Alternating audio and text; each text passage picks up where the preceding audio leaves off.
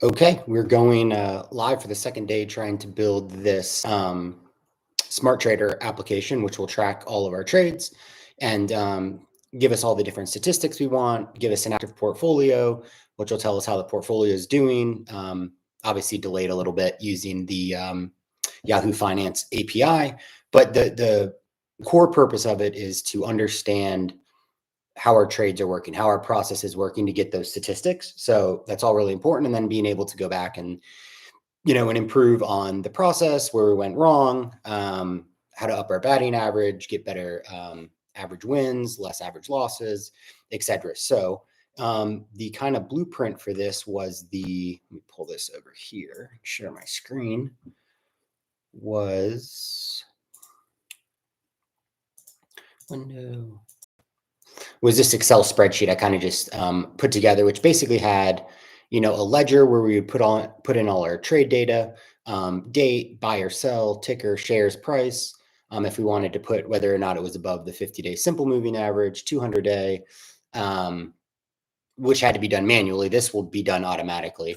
And then if we wanted to put the kind of base pattern or shaper pattern, and then the tactical pattern. So all this was done manually in Excel the way I used to do it. And then it would produce an active portfolio, which I think Excel uses Google Finance for this. But either way, so it gives you a nice kind of up-to-date how your portfolio would be doing. But most importantly, for me anyway, would be trade statistics. So, and again, all this had to be done manually and then flow between the tabs. But I was interested in getting a lot of these numbers. So like batting percentage or batting average, what percent wins and loss, what was the average gain by percent, by dollar amount, and then the impact on the portfolio for each trade, which I thought was important. And then you could have your realized gain loss, which would come from this page. Unrealized gain loss would come from the active portfolio. And then, you could kind of get a total here. So all this I thought was important. And then to have an equity curve here, which you could kind of track. And of course, you always kind of want to keep your equity curve, going from the bottom left to the top right to the best of your ability. So that is kind of the reason for this. And then I need to save that. And then we've got, let me just pull up the Figma. Where is put this over here. Okay, and then this was the Figma I designed, which was kind of the color scheme and kind of the basic layout we're going to try and use. This would be the current portfolio. This would be kind of where we would add a trade. Update a trade would be, similar in case you put it in wrong, you could update it. And then you'd get all your different trade statistics. So this is kind of the layout and the color scheme I was thinking about using. So went over all that. And then last week we got all the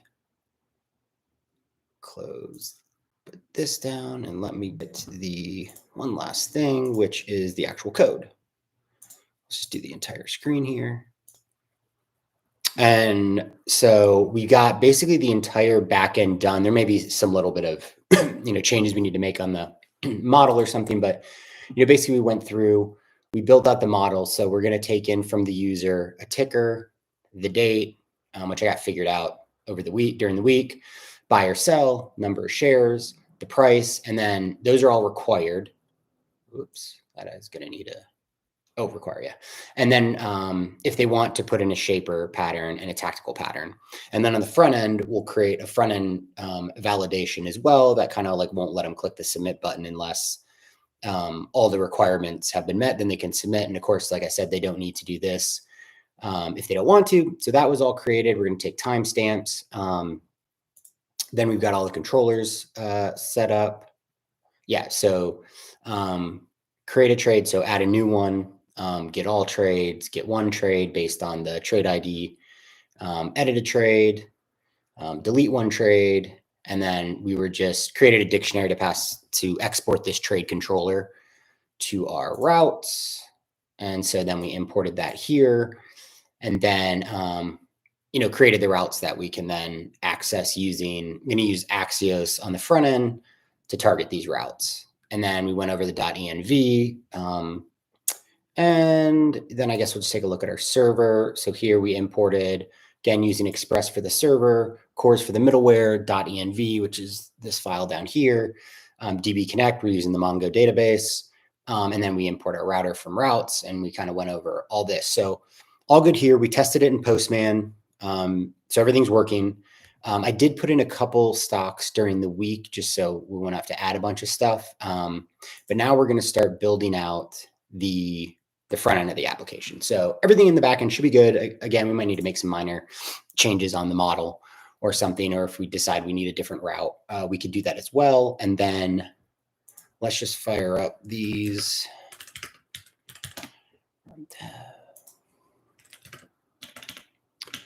PM run. Okay. And then, all we did is just kind of put this little H1 tag in here to just show that, okay, cool, our front end's working.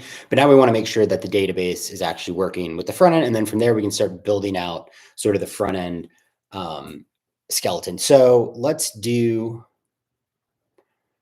so thinking through all the different things we would need based off of the Figma and the Excel spreadsheet, I'll go ahead and make all the views and components and all that. Just do that just so we have them all set up and ready to go. And then, whoops, that way, that's all set and ready to go. And we can just have those, and it's easier to import them and we won't break anything. And we'll use the, actually, let's set up real quick. Let's do the, because we already installed our dependencies. We're not going to need this here, but we will need import, going to need the, this is from the, what is it, React router DOM. So we're going to get the browser router, the routes, and the route. I'm going to get that from React router DOM. So we want that in here. We are going to, don't think we'll need anything else yet until we build out the actual view components. So let's just, I'm just going to leave this here for, well, actually, no, we take this out. So here we're going to put in the browser router.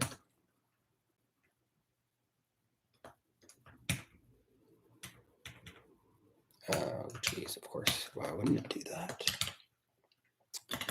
There we go. Okay, whoops. So browser router here, and then we're going to have our routes here, and then we'll have our route. So we'll just do kind of like the homepage route. So just do route. Then we need the path, which will just be index, and the element will be, guess we'll just call this dashboard. It's fine. So this will be the actual homepage that we hit. We can do that. That gets a little confusing with the different, and then that and that. Okay, there we go. All right, so that'll be our home, and now we'll need to create. Now let's go ahead and create the different views we'll need. So I guess we'll just go in order here. So we made this little one, but I'll go ahead and let's just, well, we can leave that for now, but I think we're going to end up deleting that. So we're definitely going to need a dashboard, which will be our home page. We're going to need, I guess just we'll call it add trade. Going to need the current portfolio.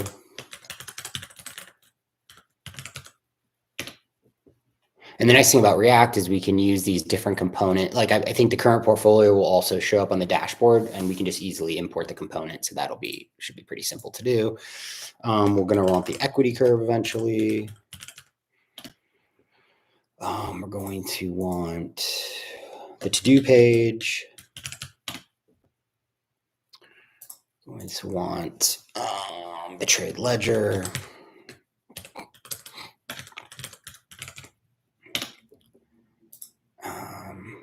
Trade ledger, trade stats. We're gonna have an update trade in case somebody enters it wrong. Update trade.jsx. And then we'll have the nav bar, which will just pop into components here, which this will just show up on every page the same. So we'll just call it nav bar. Okay, great. So we have all these. Let's close these down for now. And then what we can do is we'll just copy. I don't know if we'll need use state on everything, but just so we have something to export. Just get rid of all this for right now.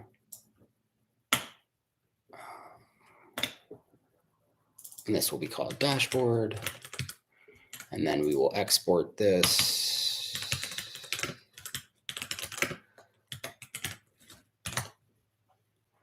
Okay, great. And we'll just copy this over to the different files. Is there a space here? Oh, weird. Oh, let's start with add trade so we don't mess this up. Paste that in. Add trade. Good. So all we're doing is setting these up so that we can import them on the app.jsx without breaking anything. Dashboard we already did. Equity curve. So we're just creating the component and then we're just exporting the component here. Equity curve. Show all trades we did to do.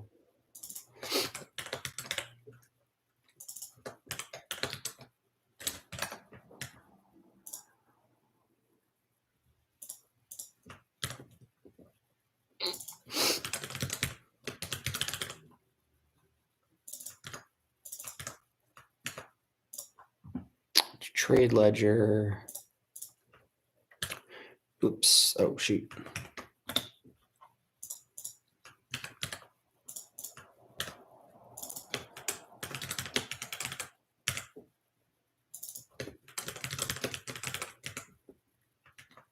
Trade stats is done, and then update trade. Okay. We got to do the nav bar real quick. Update.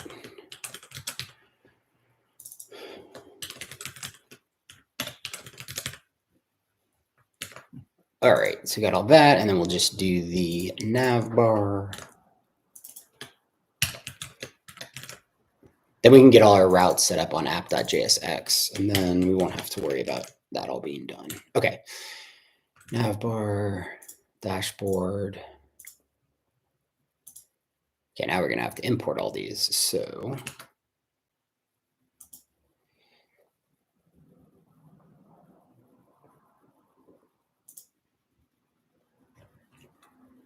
Okay, all right, so we'll just go through them here. Let's see, import.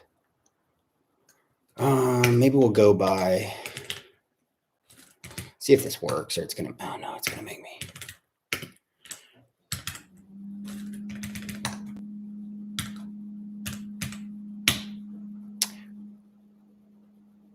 What we could do is just,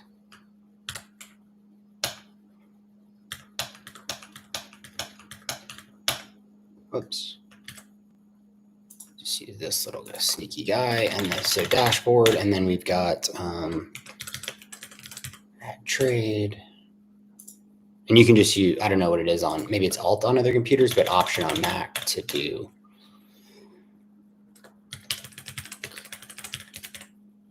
Current portfolio. What else we got? Equity curve.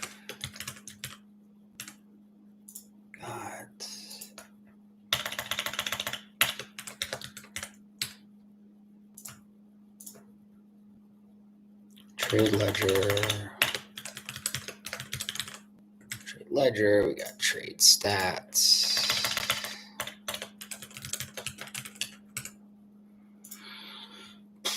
Update trade and nav bar, okay.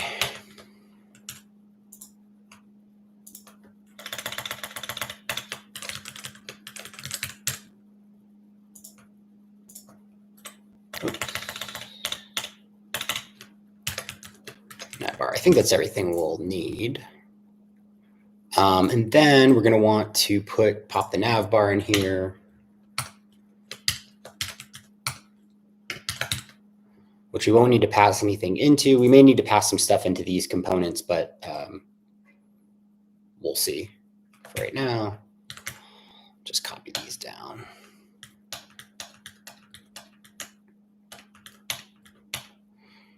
Maybe one more. Okay. So we'll just, now these should be a little faster. Okay, we'll add trade. What do we got up here? Let me add trade, current portfolio. Okay, good. A little quicker. Equity curve to do.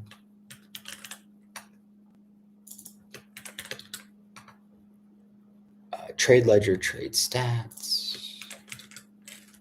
Trade ledger. Got to make sure not to call it trade state, or that would probably trade stats. And then update trade. Okay. And we won't need this one. Okay, so this is basically how we're going to navigate through the application and be able to target all these different components and be able to route through them. And then the nav bar can just go up here because this one's not going to change. So this will show up then. If we put it here, it'll show up on every page, which is great. And then we just need to give these actual routes. So these will be the paths that will show up, you know, in the like in the browser bar up here. Let's call this add current. Just call this equity curve. To do maybe, I guess. We'll just call this ledger. I don't need to type out stats and update. Okay, great. So now everything. Oh, we got something broke here.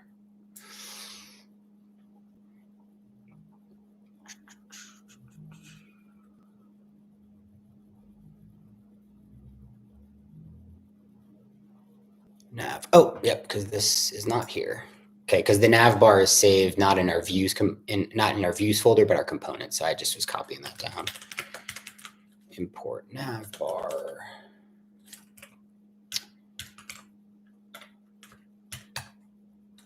Oh, geez. Import nav bar from components navbar. There we go. Now everything should be good. Okay, great. Page reloaded. Everything good on the back end, front end. I probably should have done this before, but I think what we'll do here is just put like a little H1 tag for everything, so we know that they're all showing up okay at trade. Well, let's just worry about what we're going to do. So I think probably today we'll probably just get through adding trades, looking at all trades, which will basically be the ledger, and then maybe updating and deleting the trades from the ledger. I don't know if we'll get into the logic, but maybe if we can get all that and then get some of the, you know, the table built and some of the CSS and all that. I'm not using any kind of library or framework for the CSS as of right now. I think it'd be more fun to just try and like build it on my own because I don't really love CSS, and I think that'd be good practice. And then, you know, if someone wants to change it and use Bootstrap or what's the other one, Tailwinds or whatever, can always do that too. So add trade. Yeah, so we'll just focus on. Okay, so we'll worry about add trade. I guess we'll need the dashboard because that's kind of important. Dashboard. Trade ledger. Whoops. And I guess that's probably all we'll need right now, because the current portfolio will be a little more difficult because we'll need the API for that. And I don't think we'll do that till next week because it's going to take a little while to go through. All right, so we've got trade ledger. We'll keep that open, close dashboard. We'll come back to add trade. So here in the trade ledger, oh, and let's create a couple links so I don't have to keep going back and forth. I can just make this a little simpler. I feel like I have one somewhere I can use. Oh yeah, okay, so we can just use the, all right, let's see. So on the dashboard, because this will be our home page, we'll create 2 links. So we're going to use the capital link for this, which we'll need to import in 1 second. We won't give it a class name for right now. We're just going to say 2, of course. Why would that work? 2/add, and then we'll say add a trade. And then we'll have another link that will go to ledger. And we'll say ledger. Let's get rid of this, make this cleaner to look at. All right, let's see if this shows up on our front end here. Nope. Let's see.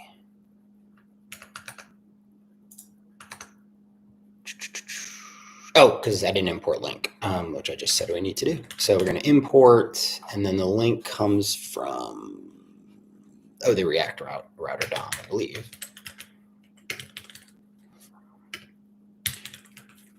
All right. Okay, there we go. Cool. Let's maybe create a little space there.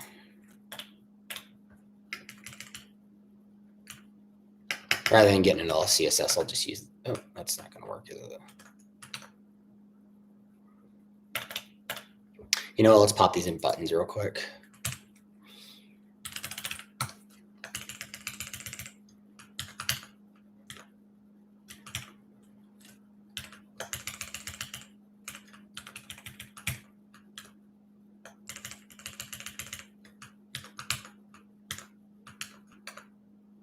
All right, well, at least we can see they're different. That's fine for right now. Okay, so now we've got on here, which is pretty cool. So now we can go to add trade, and you can see it brought us to the add trade page. Ledger takes to the trade ledger. So those these links here, all you have to do is do kind of the route here, and it's going to match to whatever the route is right here. And then you'll also see up here, you can see it takes us to add, back to the index, kind of homepage, and then the ledger here. So that works great. That's awesome. Now let's go ahead and do a get all. Oh, I am going to put the Axios stuff in its own like services folder. So let me just, because what we did here, this show all trades. So we put the Axios get call right here. Or request, I guess, technically, using use effect. So we're still going to use this use effect, except we're going to put all of this Axios stuff into its own file and import it, similar to how we're going to do with all our functionality. We'll put in its own like utilities folder or utils folder. That way it's accessible across the application. We don't have to keep like copying and pasting and having more code than like is really necessary. So let's go ahead and do that real quick. So that's going to be in our source folder. Going to do what is happening. Source, new folder. And this will just be called services. Nope, didn't spell that right. Services. Okay, and we'll just call it stop service.jsx. Okay, so that will go in here. And then this way too, we only have to import Axios here. So Axios we did install as a dependency back when we did all the setup. Okay, so Axios, so we're going to import Axios from Axios. Love when that happens automatically. And then we're going to create this const HTTP. So just an instance here of this is the create. And this way we can have, and we set the base URL to, and so this will be like our local host /API. And I'll go back and look at why we're doing the API thing. HTTP / local host. We're using 8000 / API. I think that should be good. Then, and let me just review real quick why we're doing the API. So if we go back to the backend here in the server, oops, not here, on the server.js, you can see when we did the .use, we put in API, excuse me, and then router. And then router was, so what it's basically saying is like /API and then / whatever the route is. So /API in here, then /trade /add. So that's how that is set up. And that's why we need that on the stock service to have the /API, and then it'll be / whatever route we're going to target. So then we can create the functions here. So like a get all stocks, for instance. Get all, okay, yep. So it's just a function here. Pass this in, and then we're going to return. Return, and then the HTTP, which is the base URL, and then the GET request, and then what we want to target. So trades. And if we need to go back in here, let's actually open this up. So get all trades, see a /trades here. So we just need to make sure it hits. We need to make sure these all line up. So, and then here we can do our .then. Oh, geez, let me think. Response. And then, yeah, response.data. And then our catch. Catch. And here's where we put the error. And then we're going to throw it. So this will throw it. I'll show you in a second. This will throw the error to the front. Do I have everything? Yeah.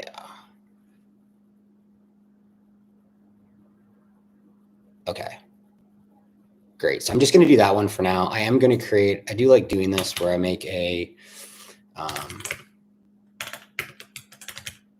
because there's two ways you could, because there's going to be a function for it, like add a trade, update a trade, delete a trade, all that kind of stuff. So we're going to have a, because the other option here is, so get all stocks, copy.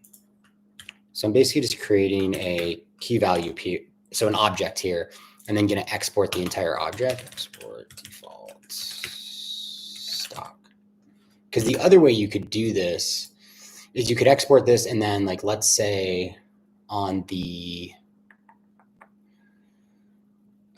get all here, you could up here,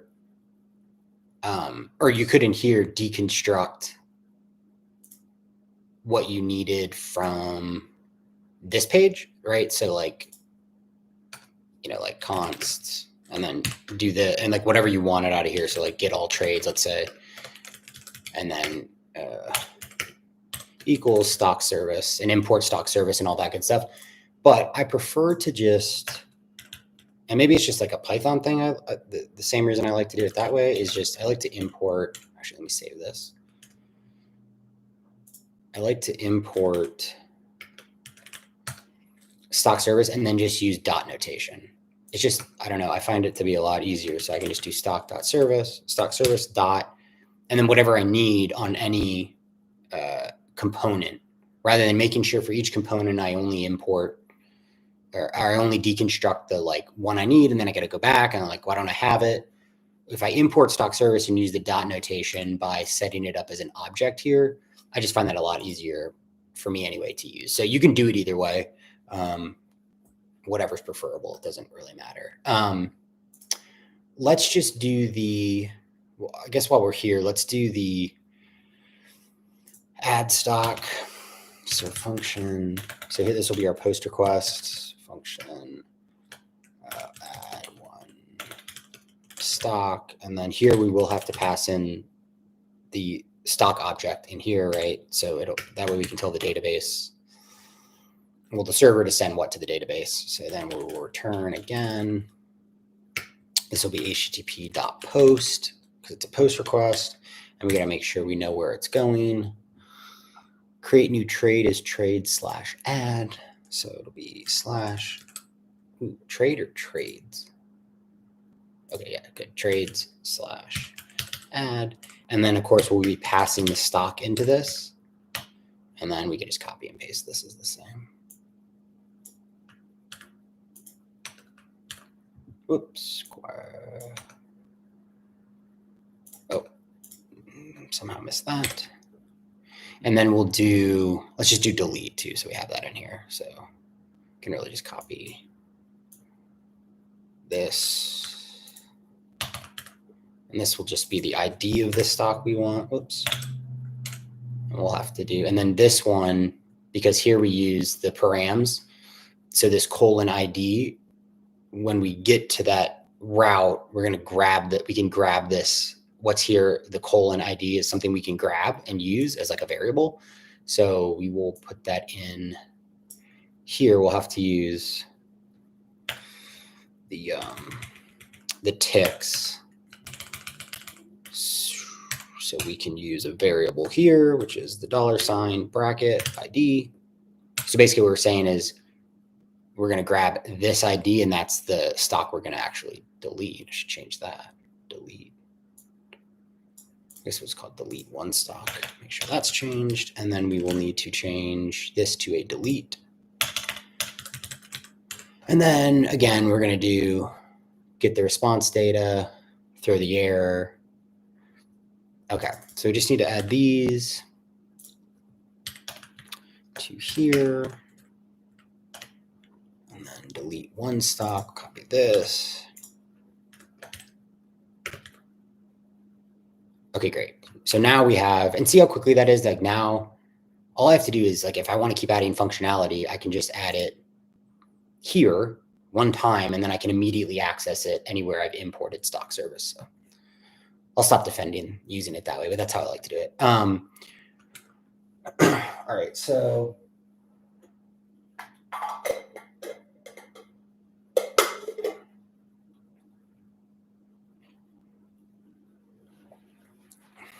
so now we want to make sure whatever's in the database we can actually get. So we'll do that here. So we just need to so we'll use the use effect again. Let me actually look at something I've got here just to make sure I'm doing this one right.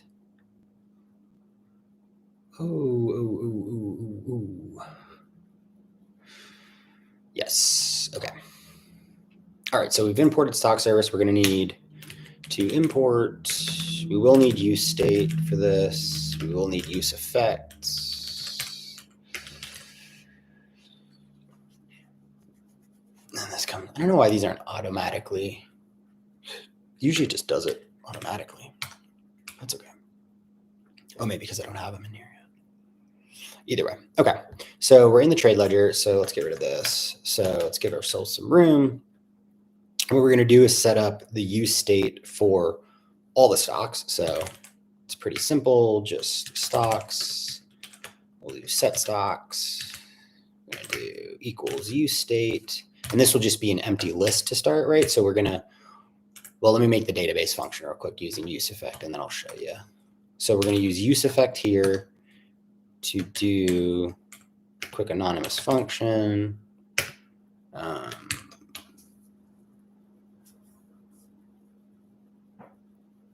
Okay, so here's where we'll use stock service, which we have access to, and we will get all stocks.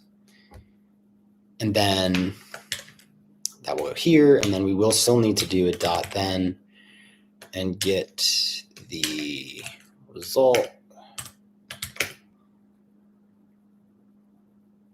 I'm blanking on some of this stuff here. Right, okay, we can console log just to see what we're getting. And then here we won't need to use, I'll show you. Oh, shoot. Okay, so we're gonna get the response from the database. We're just console logging in case there's a problem, we can see it in the console. And then we will set stocks. So this is really nice, just to the results, real simple. And then we can do our dot catch here, get the error. And we'll just console.log the error. in case we get one. And then we will do a, oh yeah, the dependency, which we won't need any, we'll just leave this as an empty array. Because the way we're setting this up is, which of course is not working out. So there's something wrong. But the way we're setting this up is so that we will navigate to this page from another page. So like, let's say when we add a stock, we will use the, I think it's called use navigate or just navigate in order to navigate us to this component. And so this will load when it gets hit. So use effect will run one time unless you put dependencies in here to update, but the ledger is going to be a static page. It's not like we're going to have to refresh it because it's our own data. It's like it would only change if we update or delete or whatever. So if we hit like a delete button, like an on submit, it will rerun use effect once and we'll need to keep running. It won't be dependent on anything else besides like that on submit when you click the delete button. So I'll go over that when we get to that point, but let's just see.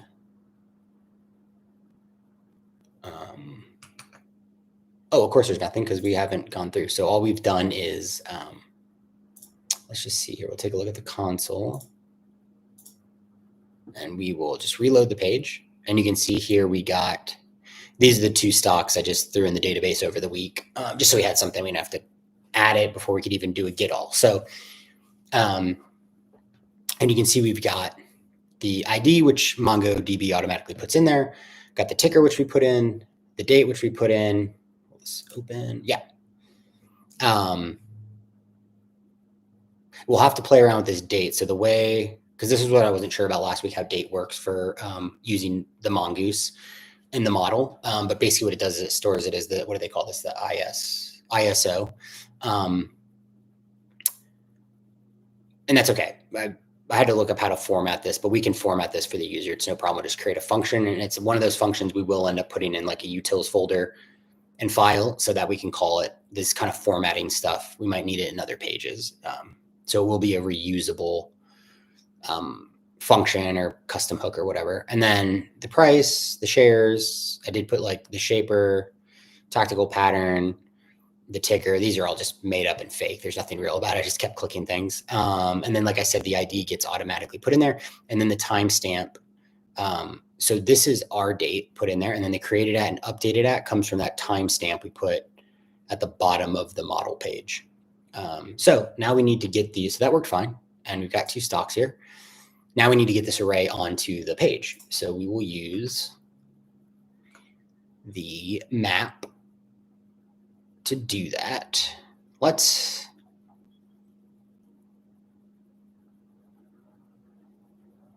for this. All right, trade ledger. Just trying to think. We're going to need CSS for this, but we could just. I'm going to put it all in its own container. We'll worry about the actual CSS after, and then we will create the table. Table head. And then is it, oh, table row, and then TH instead of TD. Okay, so table row. Ooh, these tables. Okay.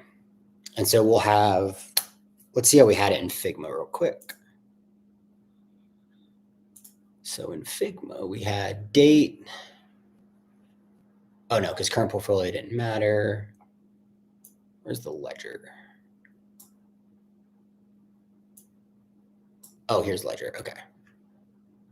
Okay, so date, then buy sell, then ticker, then the name, which will not, we don't have the Yahoo Finance API set up, so we will need to make that to create the name. So the user just has to put the ticker in, not the name. We don't have that yet, so we won't have to worry about that. Shares, price, total value we'll calculate. These again, we won't have these again because we don't have the API set up. And then shaper, tactical, and then this, we'll have to do the logic for that. But let's go back to the code. All right, so we see date. I'm going to pull this up on my other screen so I can actually see it, so I can just go off of it. Okay, so date.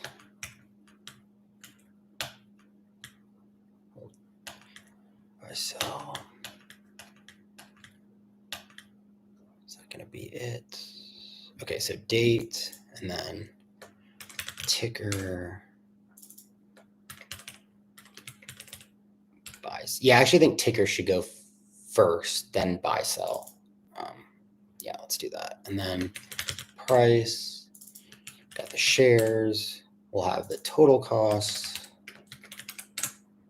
We'll have the shaper pattern if it's there. We'll have the tactical pattern, and then we should have a delete and an edit button.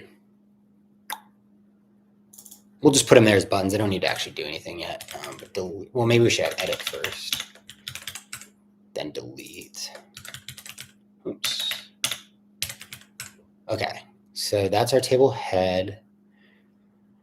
All right, then we'll do the table body, which will be the map. So table head and then table body. All right, so in here, we're going to do the curly brackets to get the function. And then we're going to do stocks, which is from our use state here. So we use the getter and setter functions within the use state. So this is the setter, this is the getter. All right, so if we ever want to change what the stocks are, we use set stocks. And if we want to get all those stocks, we use stocks. So this, the response from the database, we set the stocks using this use effect, which we saw in the console is there. And then the way to access this then response is to use stocks. So we'll use stocks and we will map through this. So .map. We're going to get a stock. We can call this whatever we want, but we'll call it stock in this sense. We'll use index. We'll probably change this to be ID, but let's just use this for right now. And then here, and then here's where we are going to then, let's see if we have table body. Each row will have all the different stuff. So we'll do table row here. I don't know why that didn't want to work. Table row, and we will have a key here, which will just be index. Okay, and then within this, so now we've got the row, and then each TD, which is the data, is basically each column within that row will be the stuff, will be these things. So let me move this down so I can copy this. So TD, and this will be, we got to do curly brackets here. So it will be stock dot, and see now we have access to everything. Because the response was JSON. So now we're mapping through the array of stocks, and each stock in there is one object. And so we can use the dot notation and access the object. So although it's not showing here, but it will in a second. Date. Okay. So we're going to do date first.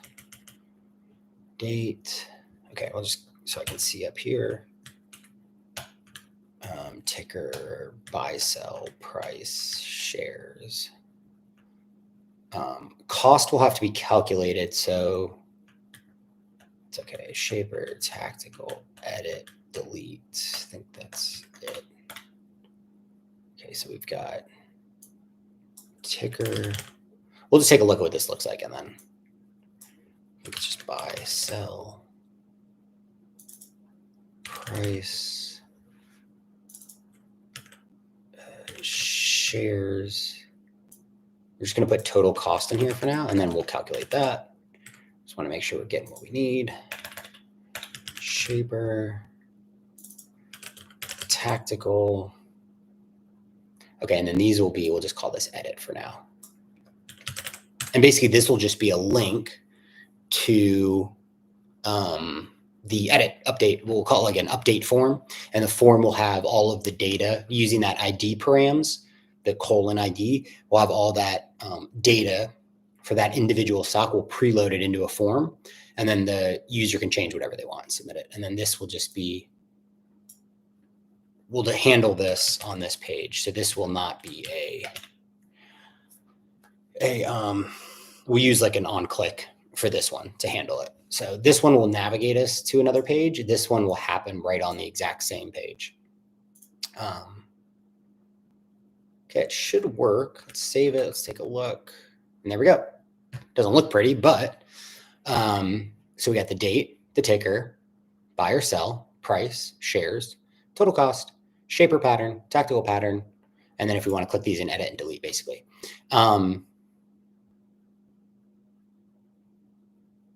So we're gonna have to format the date. So that's not a huge deal, but we do need to do that.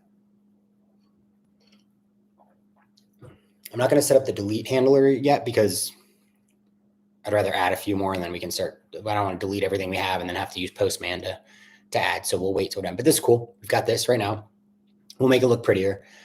We should have time to do that today. So I think what we'll do, I wrote down some notes.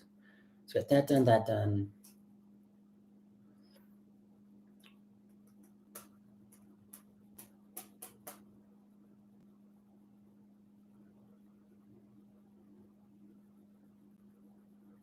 Yeah, I think what we'll do is we'll create the add stock form.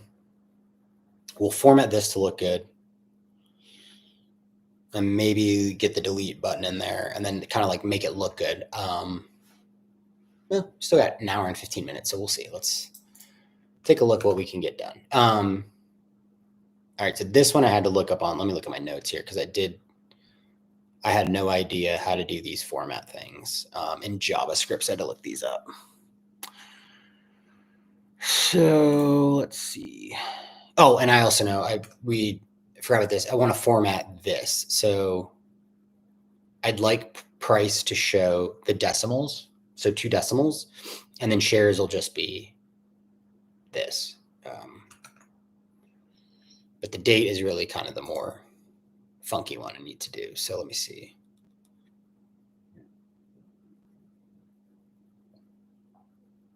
All right, I'm just going to copy this function in. And again, these are going to go in a function folder or utilities folder, but for now, we'll just put them in here. Just keep everything on one page for right now. All right, so this is our date changer. So like I said, the date comes back in the ISO format. So we're just going to use the date constructor here, and then we're going to format it. I Googled this and looked it up. So how it all works, I honestly don't even know, but it doesn't really matter. It works. So, and I forgot to, I'll post because this is a public Git repository on GitHub. I'll put this in the description or maybe like a click thingy up in this window or something when I figure that out so people can access this. So basically all we need to do now is instead of just putting the date in here, we will put date changer and we will pass in this.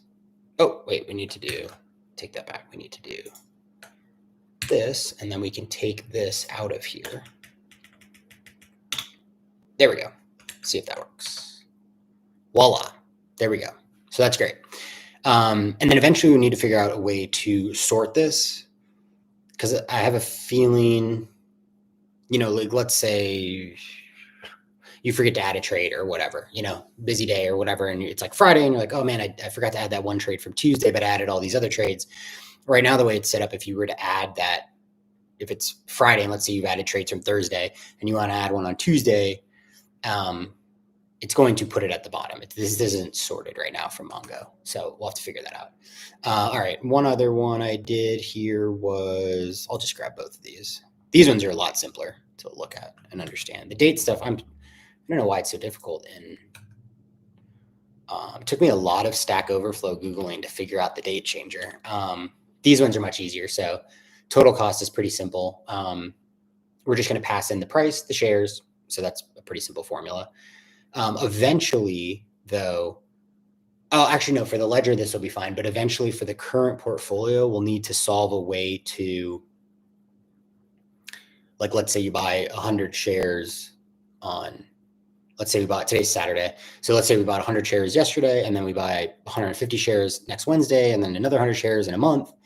We need a way for that to actually show the total cost, like a way to do probably some sort of like filter conditional to say like if, for instance, let's say, yeah, we bought 150 more shares of CCJ next week, Cameco. It needs to be able to go through this and say, and like identify that, oh, CCJ bought for, and by the way, you might also trim, it might come into earnings. You're like, oh, I want to take a third of the position off. So I'm going to sell, 33% of what I have. It'll need to take that into account too, figure out what your total cost is. And I always like to know what like my average cost is, because that way I can put it on my charts and see, then I can like adjust the stop loss or whatever. So, but hopefully we'll get to all that more logic type stuff next week. For right now, this is pretty simple. It's just price times shares. We're going to format the number just using this. And this is pretty easy. Once you look up this intl.number format, this is pretty simple to do then. So you just set it currency, USD. So this one wasn't too bad. And then did the same thing down here with price. So if you just Google these, it's pretty easy to look at. So what we're going to do is total cost. We'll formatted price first. So down here, we'll do the same thing we did here, except we will do formatted price, and we'll just pass this in. So pretty easy there. And we can see how that changed here with the $. I forgot about that too. So that's always nice to have. And you get that by using, again, the style current, almost like Excel, when you click like currency or, I don't know, general accounting or whatever the different things are. So it's a pretty cool formatting tool. The date one was I just don't understand why the date needs to be so complicated, but whatever. All right, in total cost, then we will do, well, that's not going to work. Jeez Louise. Okay, so total cost, and then we will pass in, price first. So stock.price, and then stock.shares. All right, very good. And this formats again to that $. So this is great. So this is all in here, all formatted, looks good. Let's go ahead and before we like actually format and put lines and flex and all that crazy stuff, I'd rather do that all at one time. Let's go ahead and add and so we can still go here, go ledger. Wow, great. And we can add a trade. So let's go ahead and create this add trade form, and then we'll come back, make it look good. And if we have time, we'll add the delete button. So trade ledger done. Dashboard I don't need. Yes. Stock service I don't need, because we're going to do, I have the add one, right? Add one stock, pass the stock in. Okay, add trade. So this is going to be a form we're going to use. So let's go over here. Now this will be, let's put in what we need here. So we're going to need use state. Oh, so that time it worked. Going to need use navigate. Oh, it is use navigate. Okay, yeah. And we're going to need the stock service. So stock service, great. Oh, that all imported very nicely. Love that. All right, so we're going to do const add trade. I don't think we'll need props, but we'll just leave it here for now in case I forget. Can always clean it up at the end. So const, now here we're going to have, we're going to call this stock state, because we're going to have an individual stock in here and not an array of stocks. And we're going to set this up to be for the database and to be able to take. So when we send the post request, it's going to take an entire object and put it into the database. So we'll call this stock state since it's an individual stock, and then we will set stock state. And then this will be use state. And we are going to set this to an object. And we need ticker. And so these are just going to be empty because, not an equal sign. These are just key value pairs for everything that we want to store in the database. So we will set these to price will set to 0. We've got date. What do we do with the date? I forget. Maybe just 0. we'll play with that. Shares will be 0. And we're going to add some validation here. So this will take a minute to do, but buy sell is empty. And then shaper. And then tactical. Okay, so we got that. And then let's go ahead and create a, and then let's go ahead and do, so there's 2 types of errors we're going to have here. So, well, there's really 3 you could do, but we've got the backend. Why does it keep doing that? I'm just trying to see my screen. Okay, there we go. We've got the backend errors. So those are here, right? So these little error messages we set here, we can get those on the front end, which is great. But then we also want to have front end validation. So the point of like the backend one would be if you go to, well, let me create the form and I'll come back to it. But basically what we're going to do here is we're going to set these errors are going to be those backend errors, those kind of mongoose errors equals, and they will be just an empty list or an array, I guess we would call them. And I'll show you how we're going to use this. So we're going to be able to set those errors based on if, we try and, so basically you'll see here, I'll do one, before we do the front end validation, I'll do one and you'll see right here, it'll say like unable to, actually, can you see that on the screen? Yeah.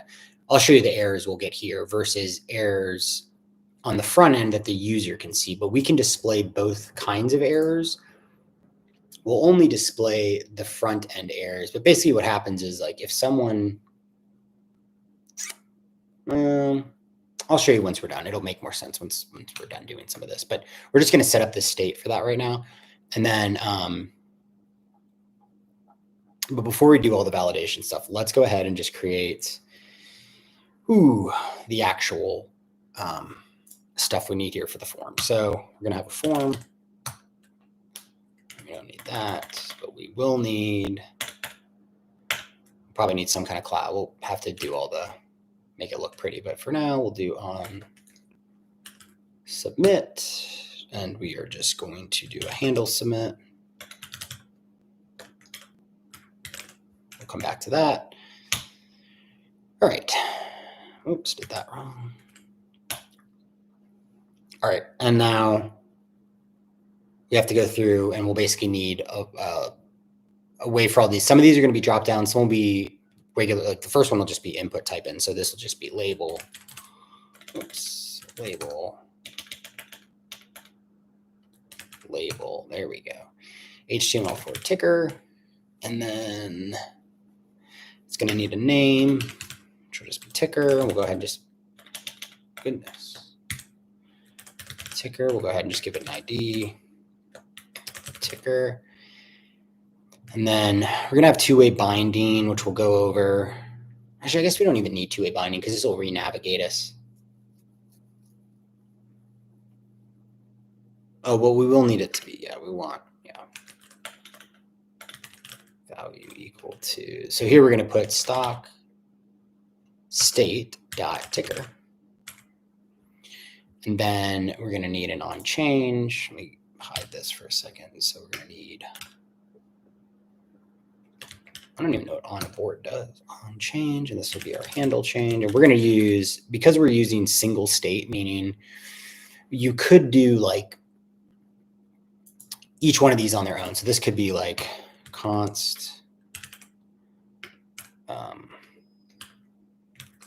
ticker, and then set ticker, and then equal to use state empty, and then like you'd have, you know, you could do this for date.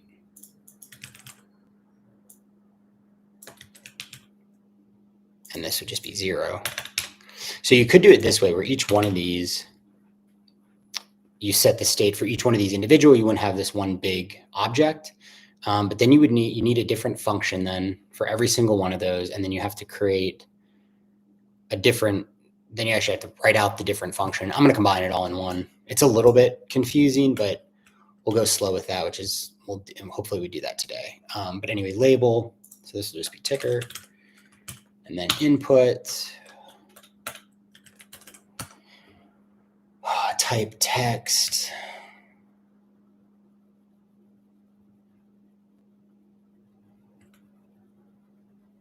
And actually this stuff all goes here, not there. It's like, that seems like a lot that goes in label, but yeah, this is all going to go here to the input because this will be the input. Ticker. I'm trying to think if I'm forgetting anything. I think that's it.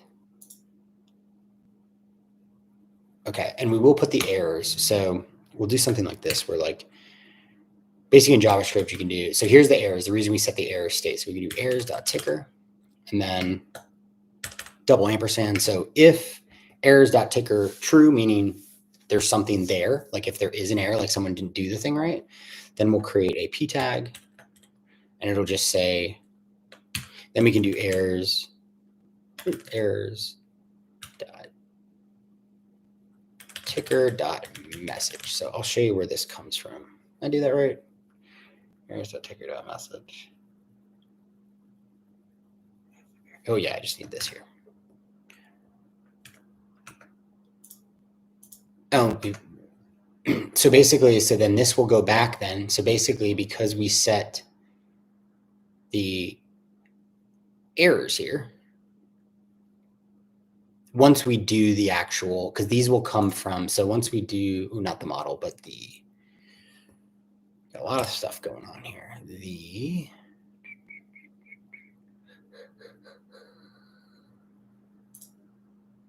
When we do the add one stock, right, this is the response we'll get. Otherwise, we'll get the error, and this throw error gives us access to it in here. So nothing's going to show up now because we haven't made any kind of request. But should we make the request and get an error down here, it will come back and it will get set here, and we'll have access to it here. And what we have access to then is this message. That's why we're doing dot price and dot message. And this is all nicely, this is all built into the libraries and frameworks we're using. So you don't have to like overly worry about how it all gets here. Just know that if you set the state here, if you do everything we've done and you have a use state here, you can then access that stuff if we get something back. If not, there'll just be nothing here basically. So let's go ahead. Let's keep making these. So we're going to need a lot of these. All right, ticker. What do we need? We need one. We already got one. So 1, 2, 3, 4, 5, 6 more of these. 1, 2, 3, 4, 5, 6. And we're going to need price. Oh, actually, now here's where we can use this fun little thing where you take, if you click, and Mac anyway, you click here and then you click option, you click here and here and here and here and here, and we can do price. Price, and we'll just have to change it here because this is capitalized. Okay, price, done. Date, we'll just change it here first. Date, and then we go up here, here, here, here, here. Date. We need shares.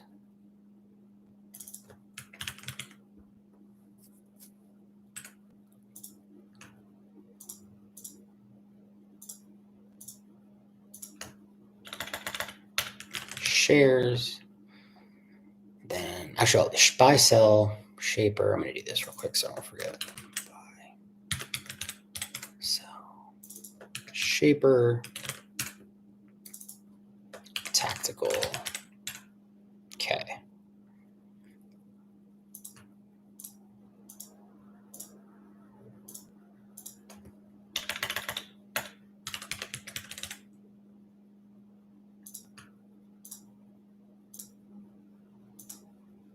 A little tedious, but needs to be done. And tactical.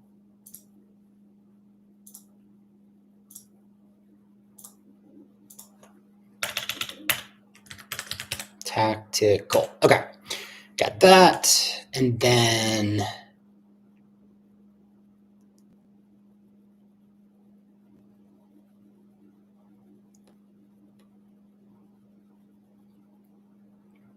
let's go ahead and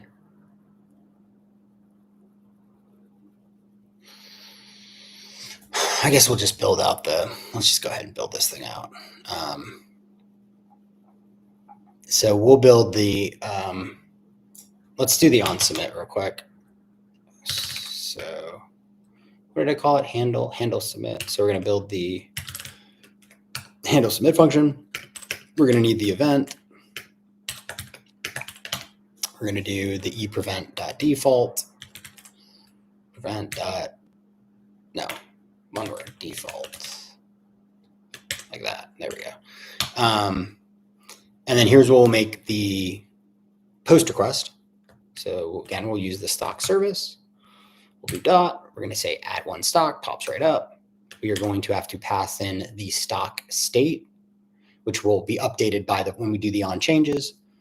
So stock state, great. And then we will do the dot then. We're going to get the response. Yes, which we will, I'm trying to think here. Which we'll console log this response, make sure we're getting it, I guess. And then here we will we haven't set up the navigate yet. So use navigate. So we're just going to set up a quick little thing here, which is const navigate. And it will just be, I don't know, an instance, I guess. That's what we call it in Python. But now we have access to use navigate using this variable or instance, whatever. So we can navigate, and then we can just tell it where we want to go, which is to the ledger. Or we could have it take us home or whatever we want. But again, this is going to, the great thing about these is that we can then access them either using the link or the navigate. So the navigate we obviously want here because we're not clicking anything. This will just automatically happen for us, which is great. And then we're going to do dot catch, and here's where we're going to get those errors I was talking about. So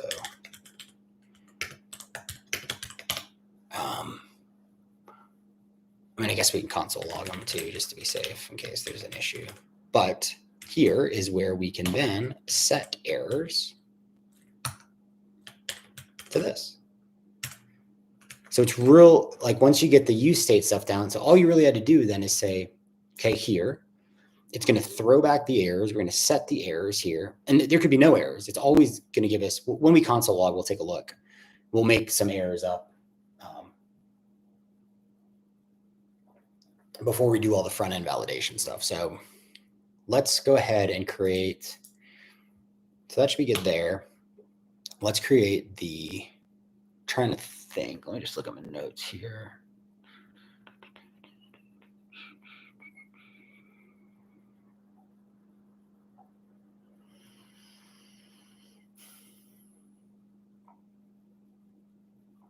Okay, so I'm going to not do the front end validation yet. And maybe we'll come back to that next week.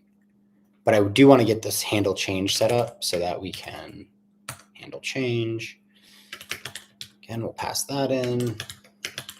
And then because we're doing everything in one object, we're going to have a way to tell we're going to have to have a way in here, conditionals, to say like, hey, we're doing the ticker, or hey, and actually now that I'm thinking about it, let's change these real quick because this is actually a number. This is a number. Oh wait, no, this is a date, not a number. This is a number. Let's do this real quick. Text, shaper. I'm going to make these drop downs, but for now, I just want to get something up so we can see it before we do that. So here, what we're going to have to do, and because we set a name for everything, we can do this. So we're going to do if E, which is our event, we're going to target that name, right? Because the event is just one big object with objects inside of it. So we're just doing E.target that name, which gives us access to this. So that's great. So if E.target.name equals, and then we say like ticker. So now we're targeting. So here's our handle change, and it's saying for any of these, if the e.target name equals, in this case, ticker, do something, right? So pretty straightforward conditional. It can get a little confusing, but it's just a standard if statement. You could use ternary operators, I guess, but I actually find it a little easier, especially when I'm doing like the live stuff, to just put it out, and then you can always go back and like clean it up. But sometimes the ternary is like a little confusing. So we're going to let a new value, and here's how we're going to update state for each one of these, equals e.target.value. So now what we're saying is, if the target name equals this, then we're going to target the value in the input, right? So we set the value to here, but then the user is going to type a value in. So we're going to let that equal that. So let's say it's ticker XYZ. I don't like that. Let's use Amazon, AMZN. Then we're going to set stock state for this one piece, right? And we're going to use this previous state. So prev state, oops. And then we can use the spread operator. So it's saying whatever it was before. So we're going to take everything that was before, and I'll explain this in a second. Let me do this real quick. Let me do the e.target.name. Make this a little simpler to understand. And I'm missing, I know what I'm missing, I actually don't know. I've been trying to figure this out, why this needs this, but it does. Okay, so walk through this. So again, the target name equals this. We're going to let the new value equal the e.target, because we can't just set stock state to e.target.value. So let's say we have one form that does all of it. So I'm just trying to think to explain it piece by piece. So stock state is all these things. So what this is saying is we're just going to update the ticker piece. Everything else, we are going to take the entire previous state. So like, depending on how it runs this, it could run it in any order. But let's say for some reason it's already run everything else. So this ... this spread operator is saying, keep all this, keep all of this. So we're going to set stock state, keep all that. And then we're just going to change, because these are just key value pairs. We're going to change this key, which is ticker, right? e.target.name is ticker, colon, new value, which will be this. So that's it. That's all it's doing, is updating that one thing. And we're going to do that for each one of these. So, except we're going to use else ifs here now. So else if, and let me do, so I have space, because this is where our errors are going to go. So else if, and then again, we use and then we'll just start copying these because they're all going to be the same. I would like to keep these in order though. So what are we doing? Price next. Okay. Price, that equals that. Great. Then we're going to let new value, again, equal that target. So whatever the user types in. So maybe they bought NVIDIA at $495 before it broke out. Lucky them. Oh, shoot. What the hell? Okay. Then we will set stock state. Again, we want that previous state, whatever's in there, we want to keep.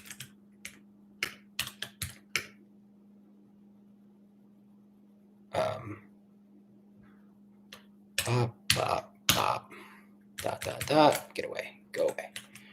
Previous state, comma, and then we're just going to update this one key value pair, which is e.target dot essentially date, but it's name. And we're just, or price, I'm sorry. Then we're just going to update that to the new value, which is just the new price. And voila. And then we're going to put here again errors, so don't forget. Oops. Errors, and then now we can just copy this. Real easy.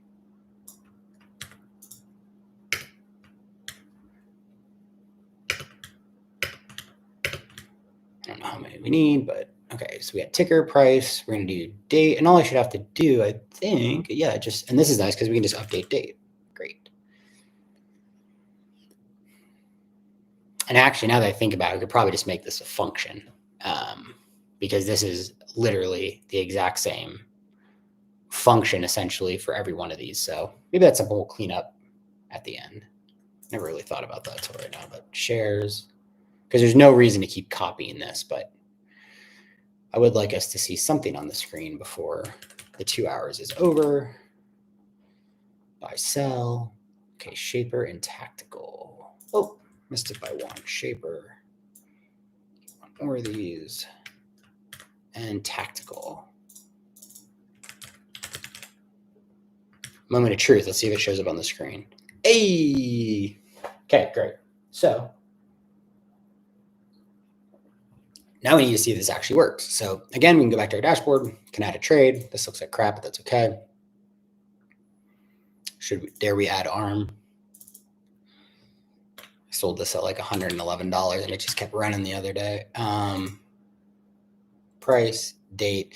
We will need a way to do a max. I think you can do it right in the HTML element where you can set a max here, but I'm going to show you how you can get around front-end validation stuff in a second, but let's just, and I don't want people to be able to put Saturday and Sunday because that wouldn't make any sense. But for now, when did I sell? What day did that report? Tuesday, I think. I don't know. Put 1,000 shares. That's actually kind of, just put 100 shares. We'll put 1,000 shares. Oh, buy or sell. This should be a drop down, so we'll just type buy for right now. Oh, we don't have a button. Going to need a button. So we'll go down here. We will add a button. Now buttons auto submit, so you don't really need to.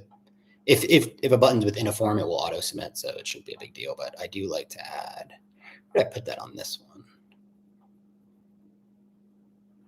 Yeah, I have seen people still do this. I know you don't need to, but I'm just going to put it here for now. And then we'll just type confirm trade. All right. We've got time. Let's make these drop downs because I don't like, well, for now, I guess we won't.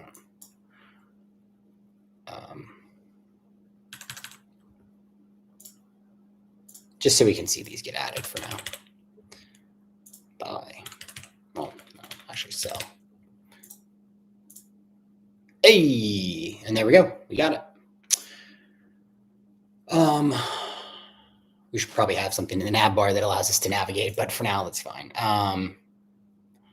Let's buy some Apple.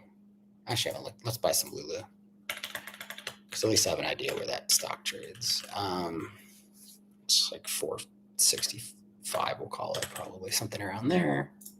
Let's go back. Let's say we forgot to do this that Wednesday. Let's say we bought, just buying. Let's just say we bought 50 shares of it. And let's just say it was a head in. See, this is why I want these to be drop downs, because it'd be silly to have to type all this every time. Like, what if you spelt it wrong and then you wanted to search by like, hey, what's every head and shoulders pattern I bought or whatever? And let's say you type head and shoulder instead of head and shoulders, like, why deal with all that? Let's just say it was actually, that wouldn't really make sense, would it? Let's just say it was say double bottom. I don't know. And it's a mini coil. Cool. And there it is. We got it in there. We'll have to clean this up too I want to make sure everything gets saved in the database as capital letters. So we can do that. That's not a huge deal. But now we've got this. So this is great. So now we've got the form all set up, roughly. But let's go ahead and make, let's just do something on the nav bar real quick. So this is easy to do.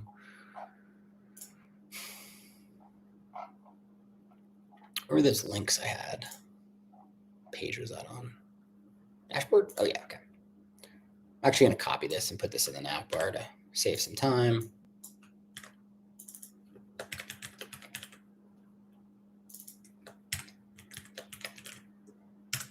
And we will add a nav bar, blah, blah, blah, blah, blah.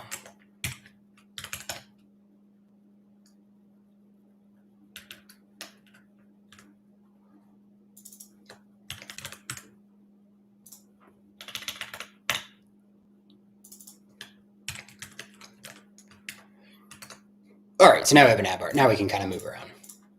Great. All right. That makes that a lot easier. And then we are going to, I'm trying to think, what should we do? I wrote some notes down. We did the trade ledger.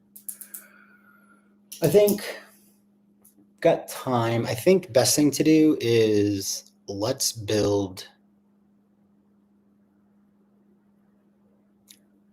I think best to just, let's clean this up. Let's clean up the form. And I want to go over, well, let's do this. Let's try and submit this.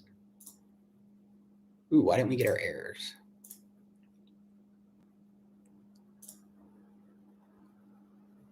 Server responded. Oh, okay. So look, you can see here. I don't know why those don't show up. So here's where we get the errors.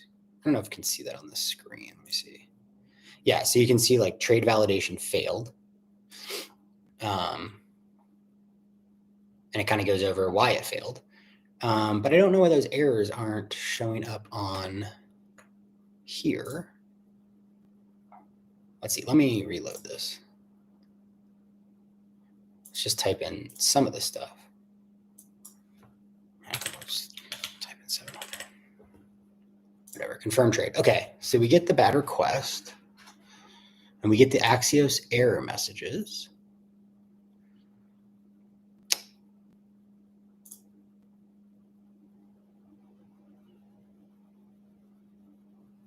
And this is fine. We want it to fail.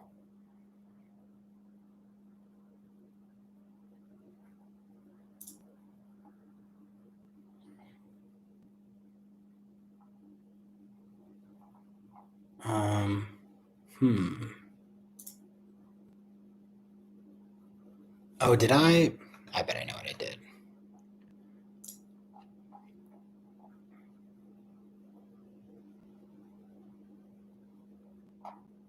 Console logging the error. So we know we're getting the errors. That's great. And I know why. Reason undefined. Why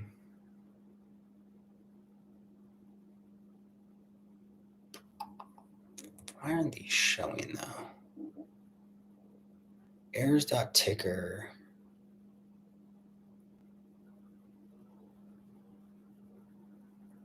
Buy, sell is fine. Errors, let's see.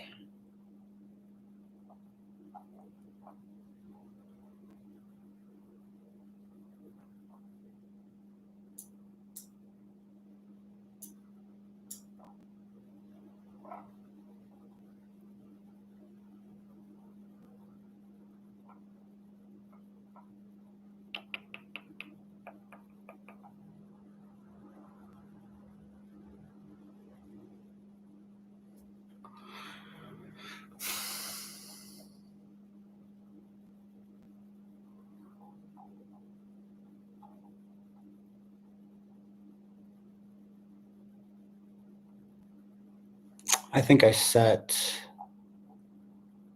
yes, that's why. I was like looking at this and saying, wow, this is a huge object. And it's because I didn't actually navigate to what we want. So this is the ERR, right? So when we type in ERR, it's the initial object. Then we need to drill down and in the response, and then in the data, and then we can see our messages. I was like, that, okay. Response.data.errors. Oops. And you got to spell it, right? All right, now we should, and boom. So here's our errors. Great, okay. But we want to do front-end validation because we want to know the errors, but we don't want to like hit submit and then everything resets, which we could change to. We could make it like keep everyone's data, but why go through the extra step? Like I'd rather have some sort of like better path of least resistance here. So what we're going to do is, and this is a bit tedious to be honest with you, but, and it's why I think I'll make this like one big custom hook or something of that nature. Like one large custom hook and not put it in this page. But for right now, we're just going to do this. One other thing I want to show you, but what's cool is, let's say we just, whatever, I'm just going to type stuff in here.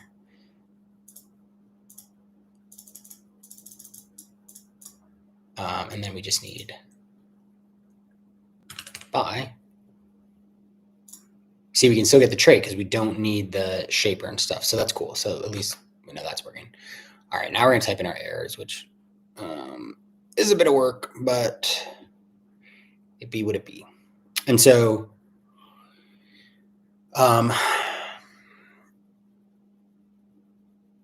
you have to, the reason we do this new value is because you can't just set like this equal to, you can't directly change state. You have to run it through a setter function, which is why we kind of create this variable here and then pass this variable down through here, which is what we're going to do with the errors too. We're just going to use a different kind of notation. So we're going to do let error message equal nothing, right? So initial like state of this is nothing. And then we're going to, oh, I know what we need though. We're going to need to set it. We're actually going to set the state here. So we're going to do form errors, set form errors equals, and we're going to use the object again, and not, but this won't be an empty object because we're going to need these. Ticker required. We can mess with these, but for now, let's just get, we're going to need a comma. Price, just say price required. I'll show you why we need the backend stuff too. Oops. Because how easy it is to get around front-end validation. Date required. What else we got? Shares. I'm just going to make these real simple for right now. And buy, sell.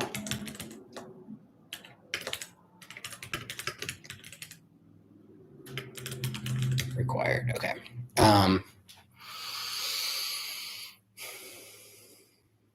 Okay, here, nothing. Great. So then we are going to use another new value. So I'll tell you how this works. So if there is a new value, right? Because another reason it's good to set this, because if the user hasn't typed anything in, there is no new value. So otherwise, if there is a new value, which is all this is saying, so if new value exists, if somebody types something in, then if new value dot, so for this one, this is ticker. I'm just going to say less than 1 for right now. For the sake of time, we won't overdo these. But we could do the max and min and all that stuff. But then we'll set the error message. Oops, error message will be equal to,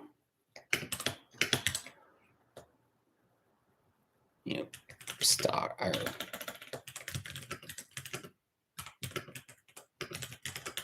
letter or something, whatever. Okay, and then we could keep going. We could do else, like, oh, I'll just do it for this one so we have it set up. So else if, oops, not that. If new value dot length is greater than 5, we can do error message.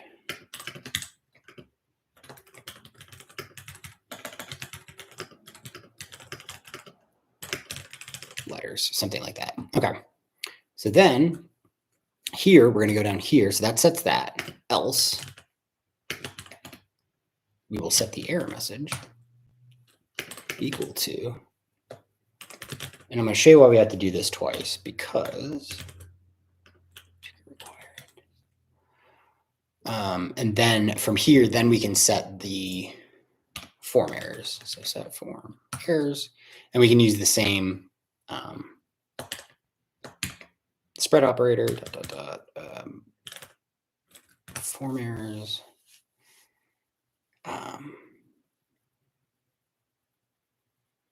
comma, yeah, ticker is error message, or yeah, error message. Okay, let's just give this some space here.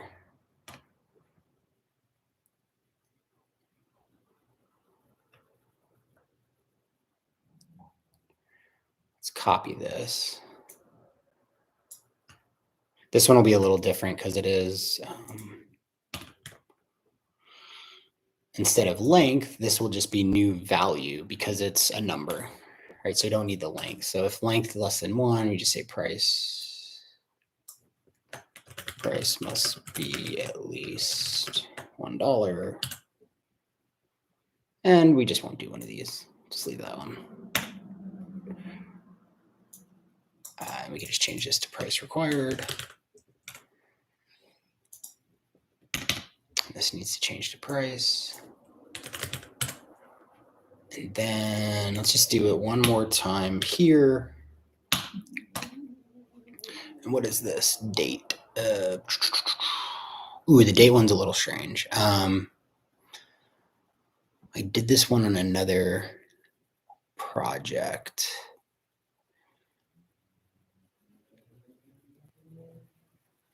We'll come back to this one because this one is a little more strange to handle that one. Shares, we'll do shares. Okay. What did we use for 1 share and 1,000,000 share? We'll just do the 1 share.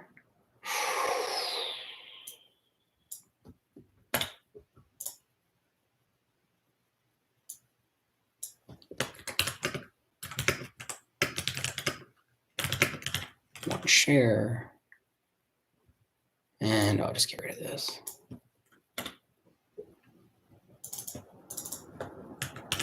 Share. All right, let's see how this looks in the front end. Oh, I know. We need to do a little funky little thing here that validates. Oh, and we also need, we're going to need this to do the validate. We need a validate form error.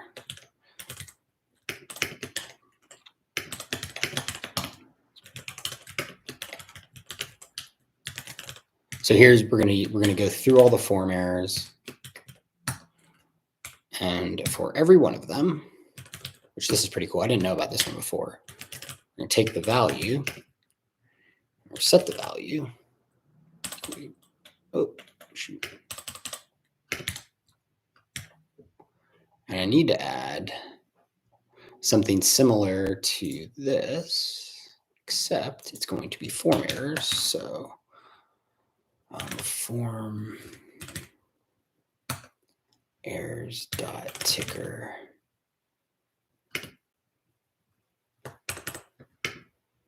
going to show you, I changed this to be something different for this particular thing because it was annoying me. Form errors dot ticker.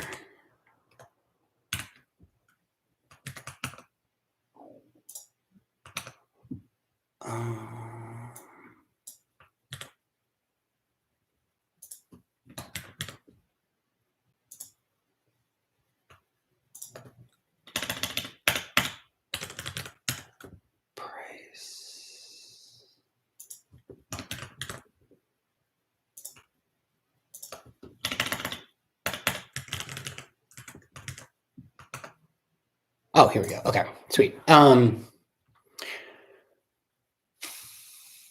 Okay, so we can see here now this is the front end validation, right? So what happens is if you put the proper ticker in, so let's just do the ticker one.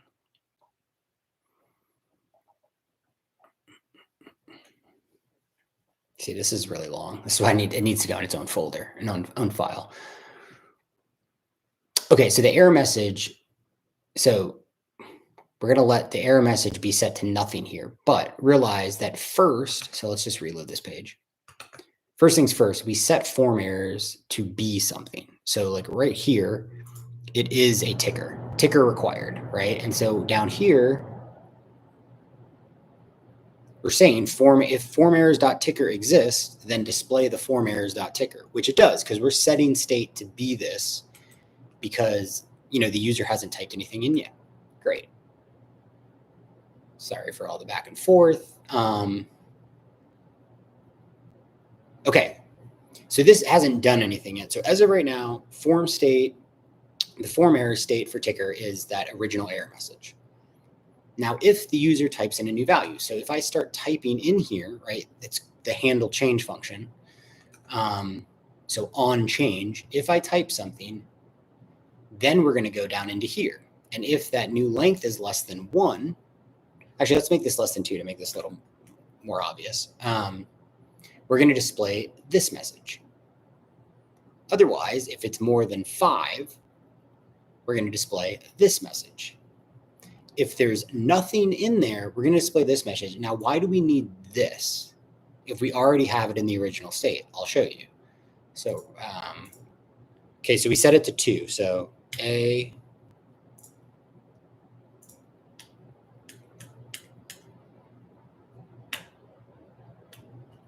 that is strange. Why did that not work? Hold on. New value. New value is less than 2.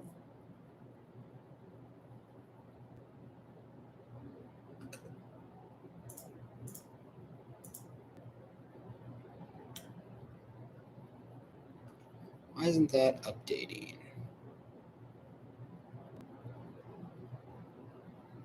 I had a problem with this before one time. I'm going to do this. I'm going to close this out. I'm going to run it again.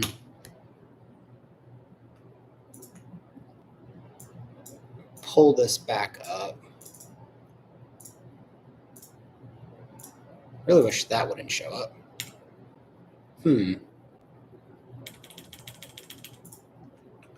Why isn't that working? Let's see. If new value.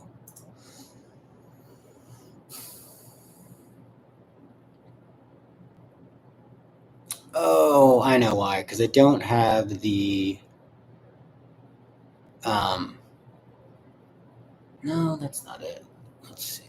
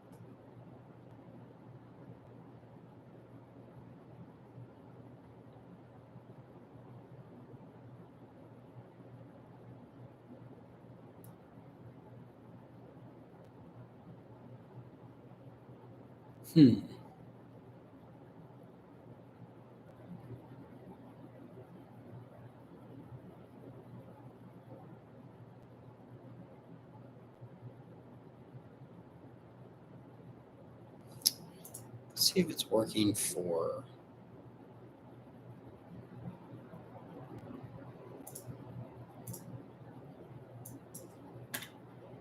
See, that's what the else statement is for. The else statement is for if you delete everything, then this pops back up again, right? Because if new value, if there is no new value, so if we go back to nothing, this pops back up again. I don't know why this isn't giving us an error. Let me see. Let me do something here. Let's inspect this.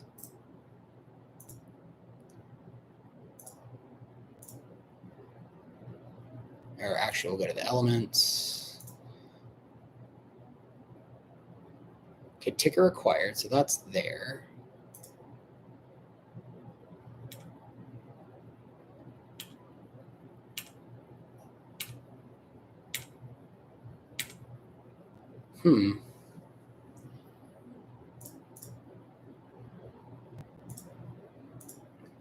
Well, I don't know. This part's working, but do I just have something silly like my new value dot length? Oh, I do. This is spelled wrong. Great. That means it's spelled wrong in. Oh, I guess it doesn't matter in any of these. Okay. I was like, what in the heck is going on? Okay, so look. Nope, still not working. Really thought that was it. .leng new value dot length greater than 5. I'm going to do something. I'm going to delete this, save this. Else if new value dot le length, or did I have it spelled right? Greater than 5. Then the error message will be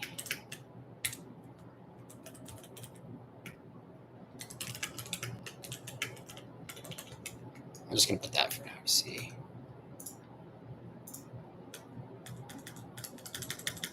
Huh. Don't know why that is not working.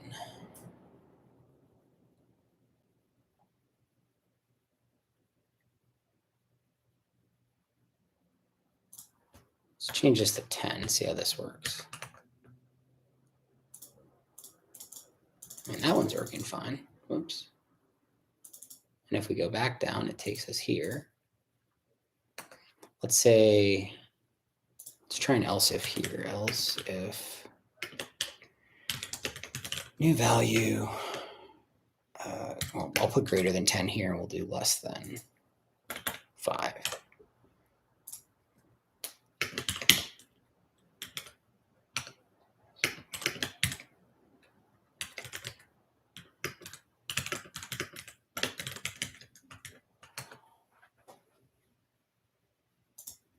Okay, let me.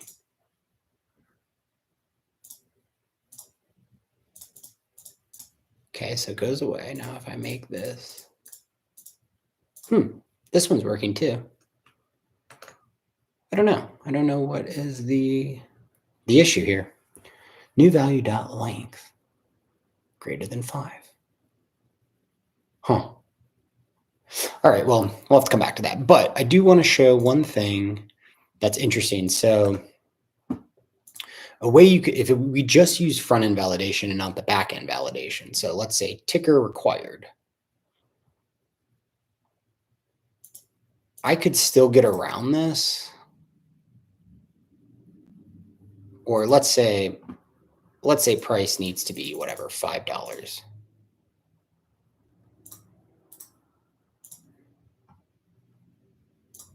See, a user can go in here. I mean, I don't know why you would do this on your own application, but and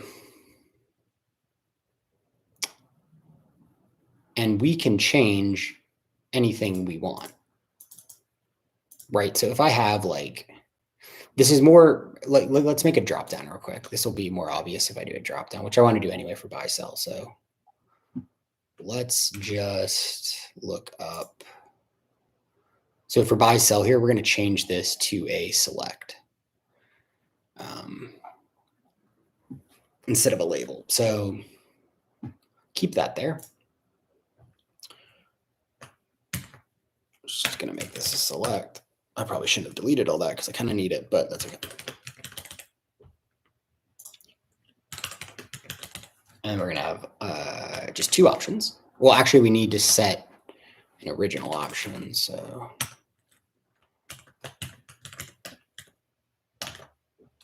the value of this will be none. Value of this will be buy, and the value of this will be sell. Just say pick one, buy, sell. I don't know why I got rid of all this stuff I need though. Copy.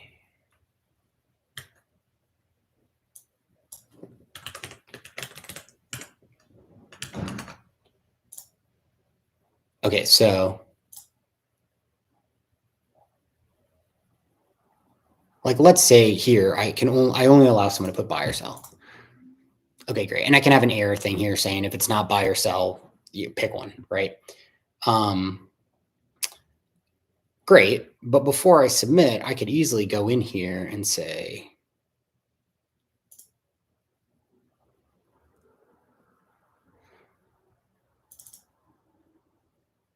I can type anything I want in here. And then I could still submit this because on the front end, it still says buy. Now it's not going to let me confirm the trade here, but well, actually I'll show you. So let's say whatever, CCJ. I don't even remember what everything has to be. Oh, jeez. 8, whatever, a date, and then 100 shares. So we'll say buy. But see, I have this changed in the browser as hello. So if I confirm this, I still get the backend validation error. And so that's really important because you could do that because I'm going to have a couple different dropdowns. You could easily go in and change that. Again, you're doing this for yourself. So I don't know why you would do that, but I think it's a good idea to have both. You can also do like a one that kind of checks during the middleware so that like you can't mess with the browser stuff. We're not going to do that today because it really doesn't make a lot of sense to do, but I just wanted to show that you can do that if you want to. Wouldn't be super useful to do to yourself. I don't know why you would want to do that, but it is possible to do. So I think what we'll do is set up the rest of the validation stuff. And actually let's change all these to be, well, not all of them, but I would like the shaper. And I'm just going to copy this. I had made this one. Where did I put that one? Somewhere. Just so I don't have to retype all this. This is shaper. Just going to pop this in here because no reason to sit here and type all of this out. And I did this one for tactical.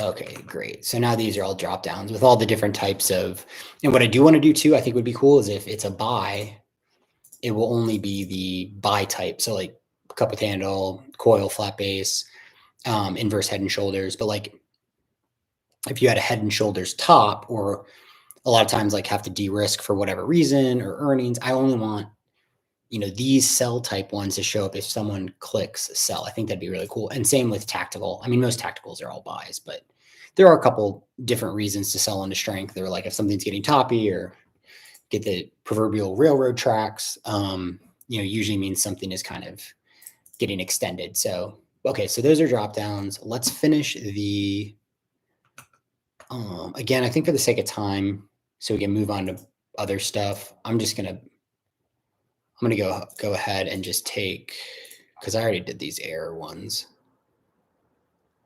I'm just going to grab this change handler form, this huge, massive. I think next week too, we're going to move this handle change form into its own thing, but I don't really feel like sitting here and typing all of this. It's unnecessary. See if this works. Okay.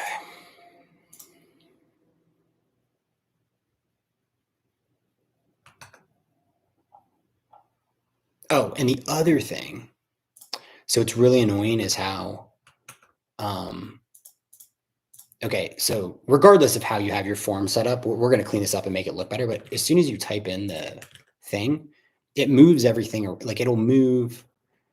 It's not going to move stuff when we have it formatted. But what will happen is this, because of the way this is set up right now, is being like a P tag. So if there is no form error, then there's nothing there, obviously. But if there is a form error, it creates a P tag. So a way around this is to make these one ternaries. So I do that first. So we're going to do here instead of this.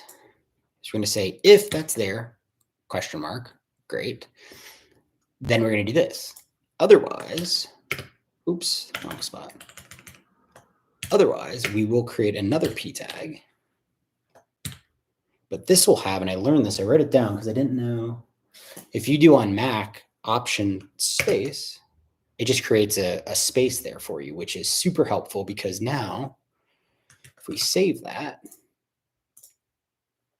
see now when we type, it just disappears and there's nothing there. I mean, there is, I guess, if you do that. So there's probably another way, but I thought, because I was using like hyphens and that looks kind of silly. So let me add this to these different ones while we're here. Yeah, okay. quick, we'll just do this. That.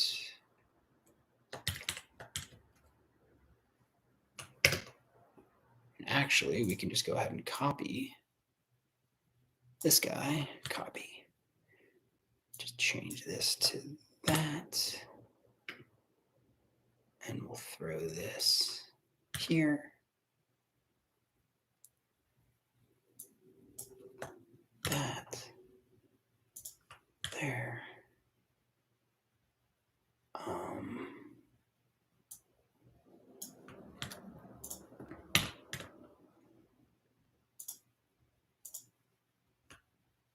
Change this to buy, sell.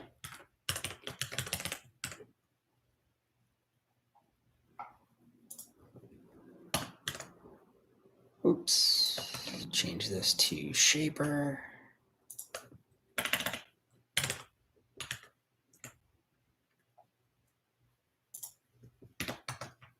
Change this to tactical. Whoa. What the heck?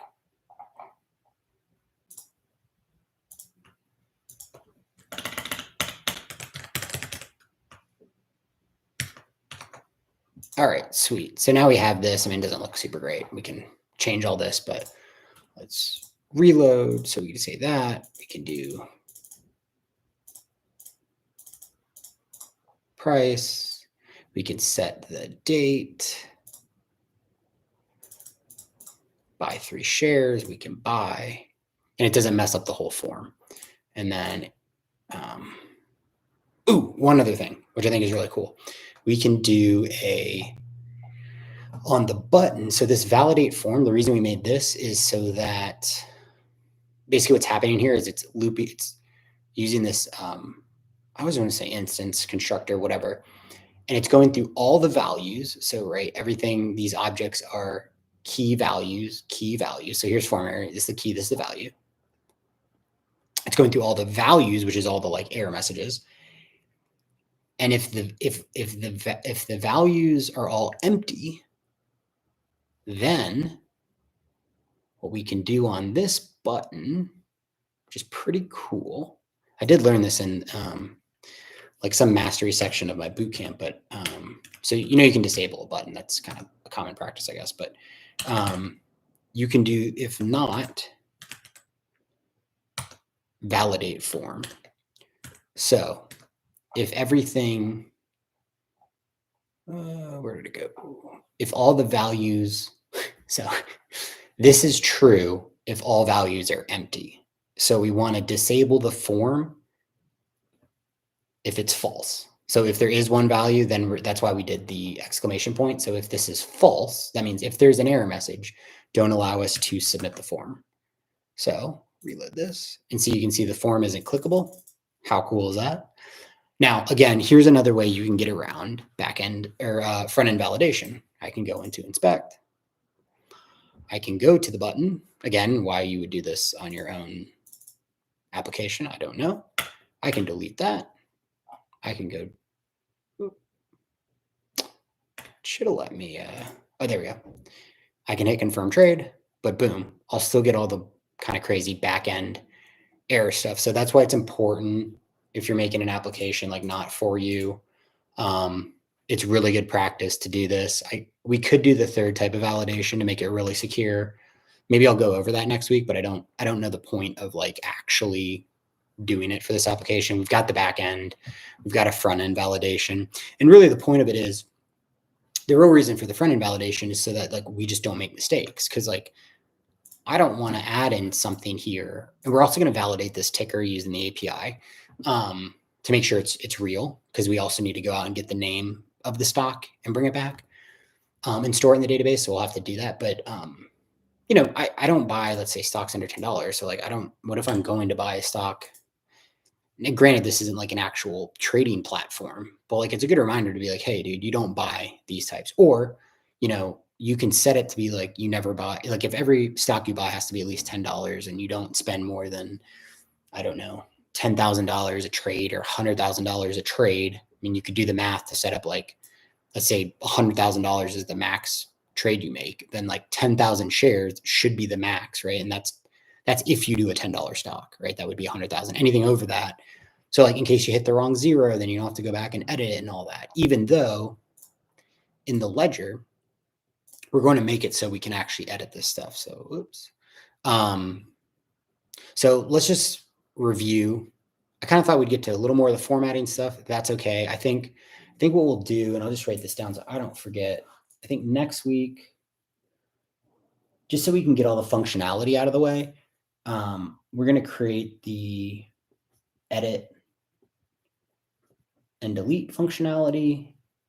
So that will mean updating something in the database, which we already have routes for. We'll just have to do it on the, let's take a look at our code here. So we've got everything on the back end ready for that in our route. So we have get one, edit one, delete one, get all, create. So we've done these two today. The update one will be pretty simple because we'll do basically a get one trade. When we click the edit button, this will run and then take us to the update form page. And what this will do, which will be nice, is pre-fill the form for us. The form we made for the add will do it for the delete. So this will pre-fill it.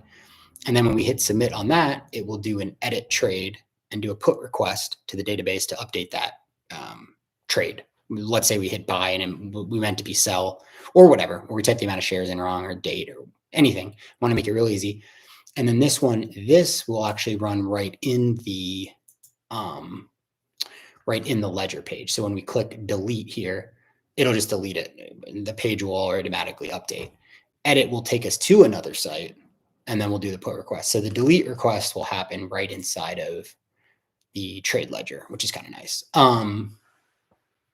Sort of like we have the add trade runs. Where's our use state? Way up here. Wait, where's our... Oh, our on submit runs the stock service. So we've got that in the backend. That's all already set up. And then we will need to do, let me close, got so many things open. We will need to do on this service thing, because we didn't make all of them. We've got the delete one stock, but we'll have to add the update one and grab one by ID so we can preload that form. So that's all pretty quick. It's basically recreating these. And then I do really want to make this look decent next week. And then hopefully part 3. So let's do, and then CSS, and then trade stats logic. And then we'll do the trading statistics logic. Now, actually next week, I won't be doing it live because I'm going to take my final JavaScript exam next week. So we won't have that, but I guess we can stop sharing. So yeah, so next week we'll do all the edit and delete functionality, or update and delete. So we'll have all the CRUD stuff done, right? Create, read, update, delete. We'll do CSS to make at least the trade ledger and the 2 forms look nice, and maybe the homepage. And then if we have time, we'll do the trade stats logic. And then in the 4th video, we'll do all the API stuff and then create the current portfolio page, hopefully, and maybe the equity curve. I don't know. So this might end up being 5 to, so maybe like 10 hours total to do this whole thing. Again, a lot of it's typing. What I might do for this week, or we won't meet next week, which will be let me look at my calendar. So Saturday, today's the 10th. So Saturday the 17th, I'm going to take my exam. So Saturday the 24th and Saturday the 2nd of March, to be the day before my birthday, we'll get back at it. So I think what I'll do is maybe move ahead and like type out some of the code. So some of it I can copy and paste in. We'll just talk about it rather than have to like type out so much of like the form validation and just the form in general. So yeah, so today it was cool. We got the add functionality in the form. We got the get all functionality in the trade. We did some of the formatting for the price. We calculated total cost. We did the formatting for the date, which is a little trickier than I thought it would be. So, and I will add the GitHub, the public GitHub repo. So if you just want to clone it and then you can follow along or like change it however you want to. So 1 hour, 59 minutes and 50 seconds right now. So perfect timing. So appreciate it if you came and watch. If you watch after and you have any questions, I'll pop my LinkedIn in the description. You can always send me a DM there, or email me or whatever, or leave a comment if you need some help with anything. So hope everyone has a great weekend, and that was a lot of fun, and looking forward to doing it again in 2 weeks, because we will take next week off so I can take my exam. All right, thanks.